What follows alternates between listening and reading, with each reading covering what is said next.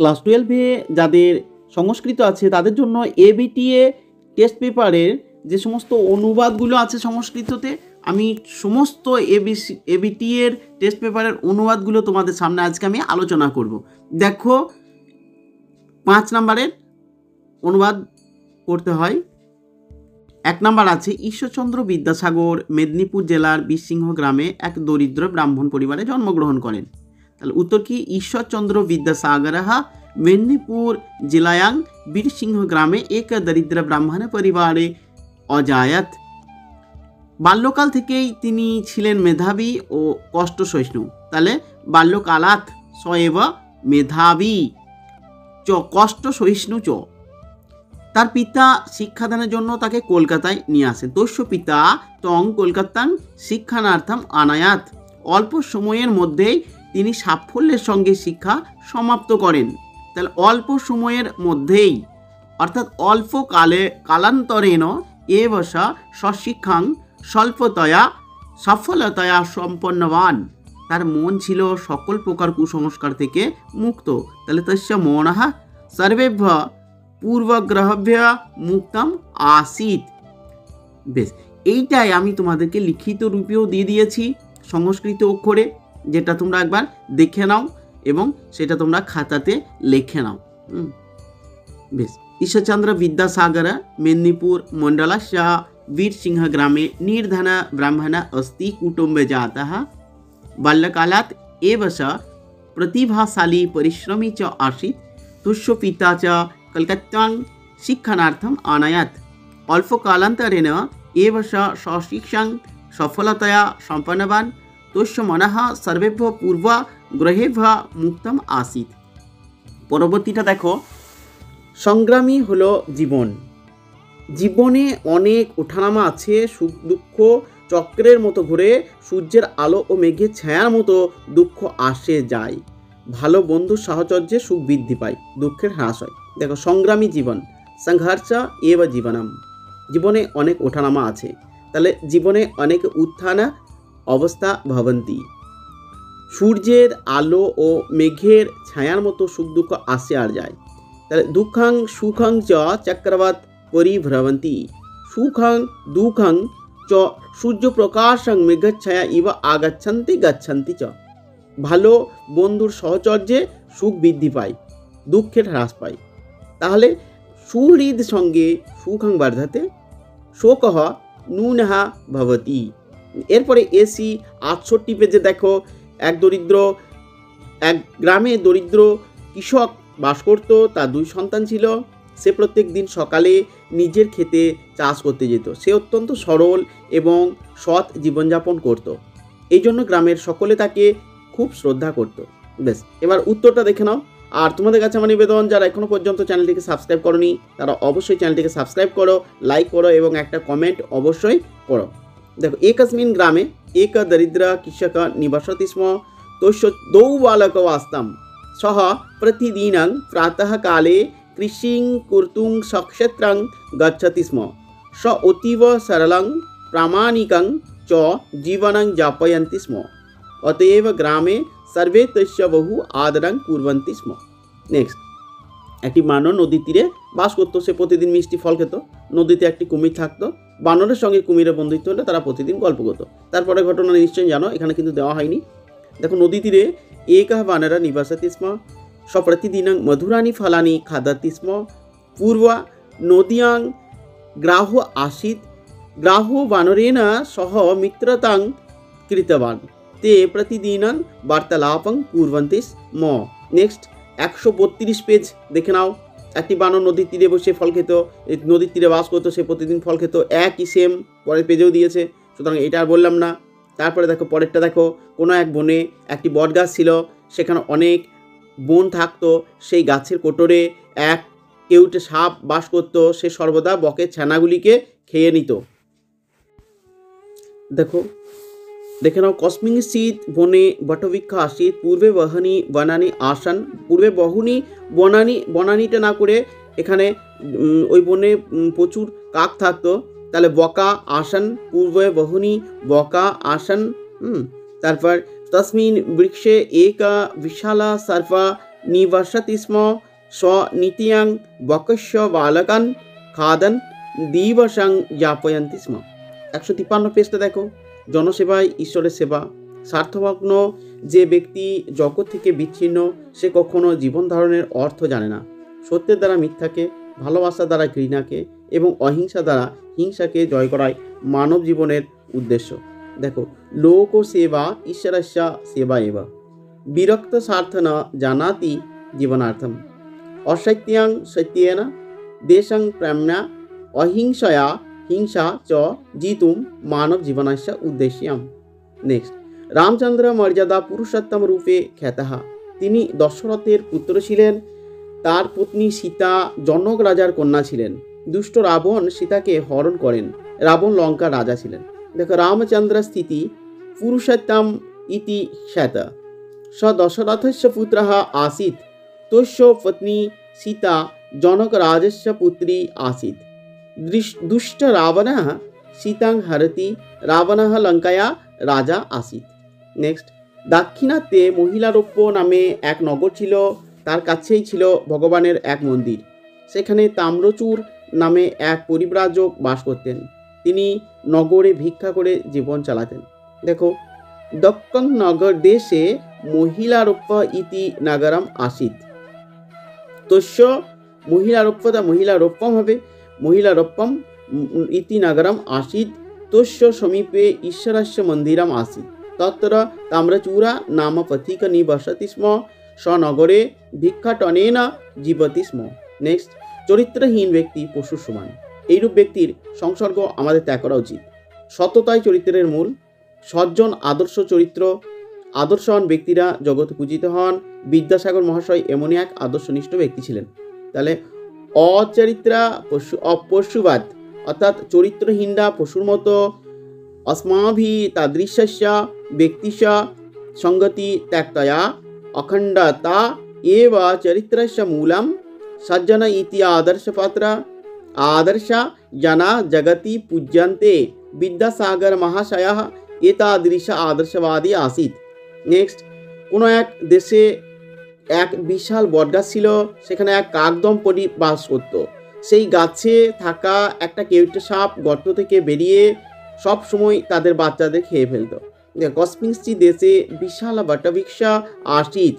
तत्र द्वौ काकौ निवसन्ति स्म। तस्मिन् वृक्षे एक प्रिय सर्वदा छिद्रात् बहिः आगत्य तेषां शिशवः खादितवान्। नेक्स्ट, প্রাচীনকালে হিরণ্যধনু নামে এক নিঃস্বাদ রাজ ছিলেন। তার পুত্র একলব্য দ্রোণাচার্যের কাছে অস্ত্র শিক্ষার জন্য গেল।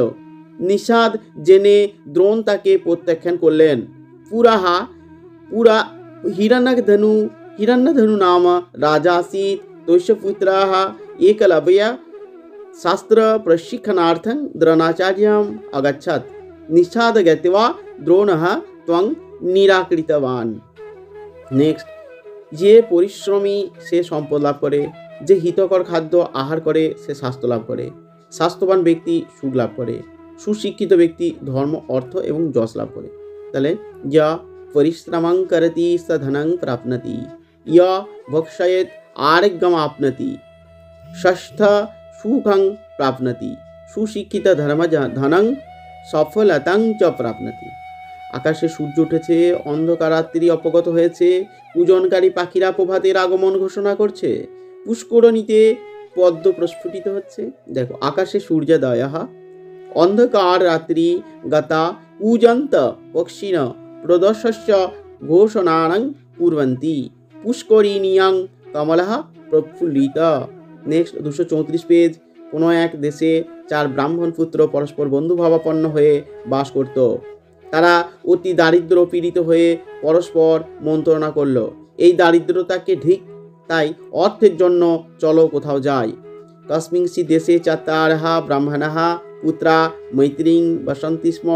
ते अतीव दरिद्रग्रस्ता परस्परं अवदन्, धिक् एतद्दरिद्रस्य अतो धनार्थं कुत्रचित् गच्छामः। नेक्स्ट, আমাদের ছোট নদী চলে আঁকে বাঁকে, বৈশাখে মাসে তার হাঁটু জল থাকে। পার হয়ে যায় গরু, পার হয় গাড়ি, 2 ধার উঁচু তার ঢালু তার পাড়ি। এক ধারে কাশবন ফুলে ফুলে সাদা, এই যে এই কবিতাটা আমরা প্রাইমারি স্কুলে পড়েছিলাম, দেখবে তোমাদের গার্জেনদেরকে জিজ্ঞাসা করবে, পাবে, ওনারাও পড়েছেন, কিন্তু এখনকার যুগে বোধহয় আর নাই।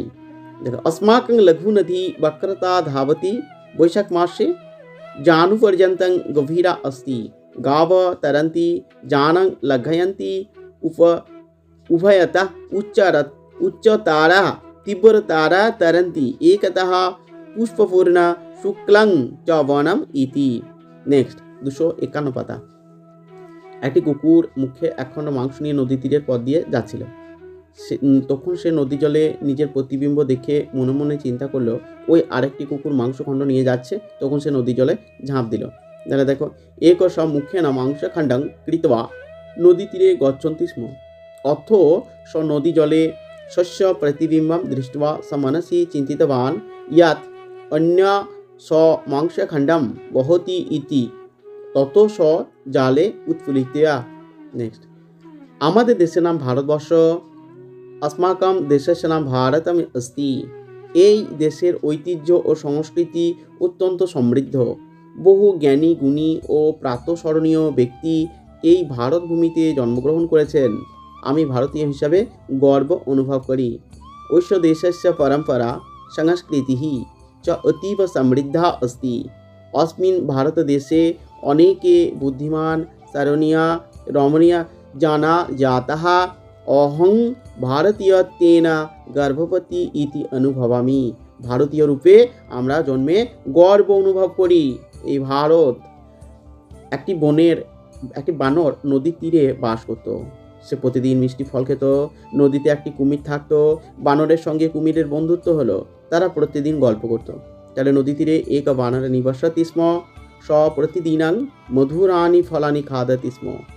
पूर्वं नद्यां ग्राह आसीत्। ग्राहो बानरेण सह मित्रतां कृतवान ते प्रतिदिनं वार्तालापं कुर्वन्ति। नेक्स्ट, एक ग्रामे एकजन सत्यवादी मानुष बास करतेन। तार नाम ক্ষুদিরাম। तार कनिष्ठ पुत्रेर नाम गदाधर। गदाधर खूब बुद्धिमान ओ भक्त छिलेन। तिनि परे रामकृष्ण नामे परिचित हन। देखो, एक सत्यवादी पुरुष एकस्मिन् ग्रामे निवसति स्म। तस्य नाम ক্ষুদিরামः। तस्य कनिष्ठपुत्रः गदाधरः। गदाधर अतीव बुद्धिमान भक्ता च आसीत्। स पश्चात् रामकृष्णः इति नाम्ना प्रसिद्ध अभवत्। नेक्स्ट 343 পাতা। জন্মের পর শকুন্তলাকে তার মাতা পরিত্যাগ করেছিলেন। একটি গভীর বনে পরিত্যক্ত হয়েছিল। মহর্ষি কর্ণ তাকে দেখেছিলেন। তিনি স্নেহবশত তাকে আশ্রমে এনেছিলেন। সেই আশ্রমে অপর দুই কন্যা ছিল। শকুন্তলাং জন্মান্তরাং মাতু পরিত্যক্ত আसीत्। গভীরে বনে পরিত্যক্ত। মহর্ষি কর্ণ ক মধ্যনয়ে বয় হবে এটা। ত্বং দৃষ্টবান স তং দয়ালুতয়া আশ্রমং নীতবান আনিতা তস্মিন আশ্রমে অন্যদে মুনিকন্যা আস্তাম। নেক্সট, রামায়ণ মহাভারত আমাদের মহাকাব্যয়া। বাল্মীকি রামায়ণ লিখেছিলেন, বেদব্যাস মহাভারত লিখেছিলেন। আমি রামায়ণ পড়েছি, আমি মহাভারত পড়তে চাই। বাহ, সুন্দর অনুবাদ। তারপরে দেখো, এটা রামায়ণং মহাভারতং अस्माकं आदि महाकाव्यम। वाल्मीकि रामायण लिखितवान्। वेदव्यास महाभारतं रचयत्। मया रामायणं पठितम्। अहं महाभारतं पठितुम् इच्छामि। लास्ट पेज 377 पेज, लास्टेर आगे। সুস্বাস্থ্যই সমস্ত সুখের মূল কারণ। দেহের সুস্থতা ছাড়া ভালোভাবে বিদ্যাশিক্ষা সম্পন্ন হয় না। অতএব সমস্ত ছাত্রের স্বাস্থ্যের প্রতি বিশেষ যত্ন নেওয়া প্রয়োজন। ছাত্রদের নিয়মিত শরীরচর্চা করা কর্তব্য। সুস্বাস্থ্যাং সর্বেষাং সুখানাং মূল কারণম अस्ति। শারীরিক স্বাস্থ্যং বিনা শিক্ষা সম্যক ন ভবতি। অত সর্বেষাং ছাত্রাণাং স্বাস্থ্যং প্রতি বিশেষতয়া সাবধানং গ্রহীতব্যা। ছাত্রাণাং নিয়মিত রূপেণ ব্যায়াম করণীয় अस्ति। নেক্সট, বিদ্যালয় অতি পবিত্র স্থান, যেখানে আমরা জ্ঞান অর্জন করি। বলা হয় এই জগতে জ্ঞানের মতো পবিত্র কিছু নাই। তাই এই বিদ্যালয়ে জ্ঞানের আশ্রয়। বিদ্যালয়ে শিক্ষকরা আমাদের শিক্ষাদান করেন এবং সৎ পথের উপদেশ দেন। তাহলে দেখো, বিদ্যালয় এব পবিত্রতমং স্থানং ইয়াত্র স্বয়ং জ্ঞানং প্রাপ্নুমা। উচ্চাতে अस्मिन् জগতি জ্ঞানবাদ পবিত্রাং কিমপি নাস্তি। এটা গীতাতে বলা হয়েছে। ভগবান শ্রীকৃষ্ণ গীতাতে এই সম্পর্কে বলেছেন, নহি জ্ঞানেনা সদৃশং পবিত্রম ইহ বিদ্যতে। एतत् विद्यालयं ज्ञानस्य आश्रयः अस्ति। विद्यालय शिक्षकाः अस्मान् पाठयन्ति, अस्मान् सम्यक् मार्गे उपदिशन्ति च। তারপর দেখো বিশাল এই ভারতবর্ষ আমাদের দেশ, আমাদের দেশে নানা ভাষাভাষী বাস করেন, তাদের নানা রুচি ও নানা পরিধান, এখানে সর্বত্র বৈচিত্র্য আছে, তবু বৈচিত্র্যের মধ্যে ঐক্যের ধারা বিরাজ করে, এটাই ভারতবর্ষের মহত্ব।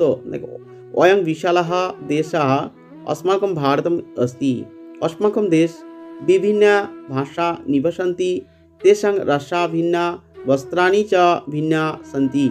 सर्वत्र नानात्वम् अस्ति, तथापि नानात्वे एकता वर्तते इति भारतस्य माहात्म्यम्।